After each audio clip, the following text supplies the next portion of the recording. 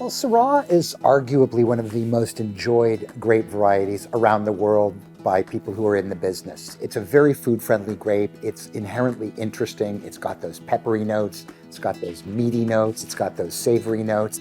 Yet, at the same time, it brings a wonderful core of dense black fruit, great spice, and just tastes real good. What's interesting is that you have to really pay attention to the wine, not what's on the label.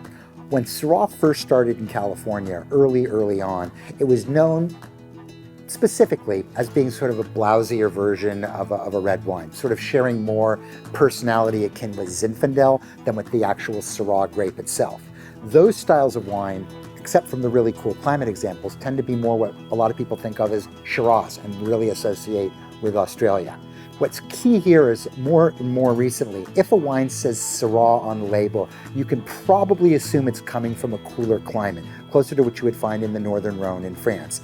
As such, it's going to stress less of the really bright fruit characters and more of those sort of savory, meaty, smoky, peppery characters that you would associate from those Northern Rhone wines or from those examples coming from Australia or California that share those similar climate characters. Modern contemporary Syrah in California are amongst some of the most interesting wines we're making today. Long gone are the days when they were sort of just these big, powerful fruit bombs, and today you're getting much more nuance in what you're finding, particularly as people seek out cooler climates. That's where you bring out the varietal character of the wine. That's when the pepperiness comes out. That's when the meatiness comes out. That's when that iron sanguine character comes out, which is more akin to what people would find in, say, Côte Rôtie in France than typically in other Syrahs around the world.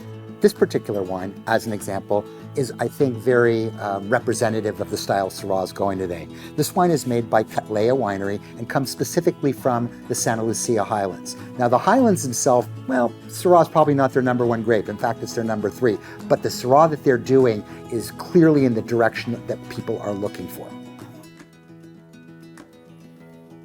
It's got wonderful fruit, again, plums, and dark berries, but it's really more about the signature spiciness. There's a pepperiness, there's a fennel character, there's a smokiness, there's a meatiness to it. Since not a lot of this wine is made, you might have a hard time finding it, but if you're not able to find this one, I would seek out a worthy alternative, which is to say something that's coming from a cooler climate, something that is also 100% Syrah, and like this one, judicious use of oak.